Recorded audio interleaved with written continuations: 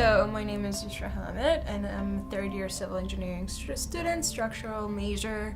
I was born and raised in Saudi Arabia in the Middle East. I have been here for 4 years now. I've been in Ryerson for 3 years though. Like every step of it, there's something happens and so it teaches you a new lesson.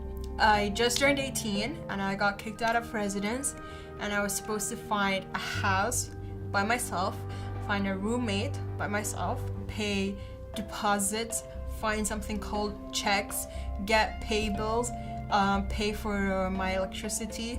There was just too much information for an 18-year-old that used to do nothing, has to do everything right now. And I'm just like, I hate being an adult.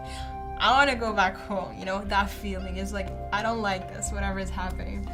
All that taught me how to be a human being. It taught me how to be actually responsible for my own duties and taught me how to manage and talk to people about stuff that I never knew about, right? Back home, if you wanted to get your driving license, you would just go to any person and you would pay them money and then you'd get your driving license, right? Like you don't know how to brake, you don't know how to like back reverse, you don't know the basics and still you do get a driving license. And then I realized when you come here to Canada, it's like there's no such things. Everything is like so strict, everything is like organized. There's no messing around here with law and all that stuff. Whenever you go to somewhere new, right, you try to take your culture and their culture at the same time. And so for me, my balance was like, due to my religion, I can't drink, I can't eat pork.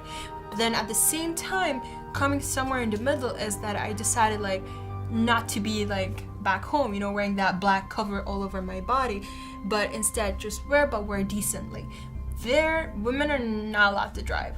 They just started driving this summer. I was just like, what is happening in the world? Like, women drive? What are you talking about? Because that was the culture that I was raised with back home, that women don't drive. And so when I came here, I'm just like, oh, just kidding, women do drive. And so that's one thing that I liked about it here a lot. Everyone has his own freedom and freedom of speech as well, and you do like whatever you want to do basically. Like as an international student, because I just didn't feel like anyone would understand me, I used to FaceTime, face call, Skype with my best friends back home like every single weekend. I used to text them and I would just be like, I don't care what's happening in your day, I need you right now. And so we were like supporting each other because all of us were like in different countries, and then there was me crying on the phone. I'm like, she said that, he said that, what does that mean, what does that mean? And then after first year I started making friends, right? And then slowly by slowly your friends start to decrease, you stick with a small group of people. And now that small group of people are the people now I trust fully with my heart, right? And I feel like, they understand me. When I go to talk to them, they do feel what I feel like. And so that's why I feel like, okay, I can actually tell you something now and you will be able to understand what I'm talking about and what I meant. I came here because of my parents. They were able to actually bring me here. And now because I'm here because of them, I need to at least pay them back a little bit. Pay them back a little bit, I don't mean by money. I mean it by a form of happiness. At the same time, I'm not only doing it for them, I'm doing it for my own future. But for at a second when you're down and you're devastated, it's like you don't give two shits honestly about yourself anymore. You need other motivation that picks you up and you're like, okay, yeah, let's do it. For me, it's my parents. So it's like I'm proving to them whatever you did wasn't waste and whatever you did was for a good purpose and a good reason, right?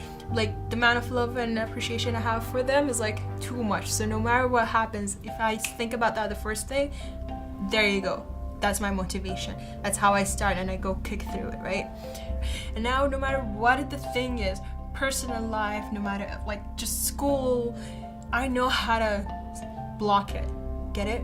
I know how to be like, oh no, not now. I have to do this right now. I have to do that right now. Once I finish that, then we'll take care about that.